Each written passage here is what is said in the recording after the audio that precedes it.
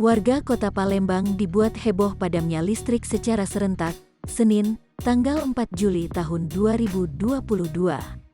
Listrik padam PLN se-Palembang terjadi sejak usai waktu maghrib. Pantauan Tribun Sumsel listrik padam PLN terjadi di sejumlah lokasi mulai dari area Jembatan Ampera, Jalan Merdeka, Jalan Sudirman, hingga Simpang 5 DPRD Sumsel mengalami listrik padam.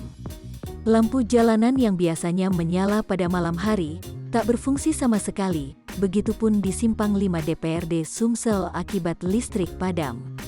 Lampu lalu lintas di Simpang 5 DPRD Sumsel yang padam mengakibatkan macetnya lalu lintas dari berbagai arah. Baik dari arah Jalan Radial, Jalan Kapten Arifai, dan Jalan Angkatan 45.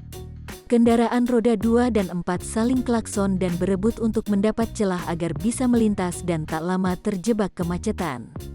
Irwansyah, salah satu pengendara sepeda motor di Simpang 5 DPRD Sumsel, mengatakan, jika lampu padam sudah terlihat dari berbagai wilayah di Palembang.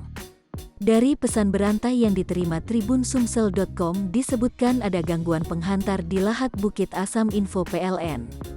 Mohon maaf atas ketidaknyamanan atas padamnya listrik di sekitaran Palembang yang disebabkan adanya gangguan penghantar 150 kafe Lahat, Bukit Asam.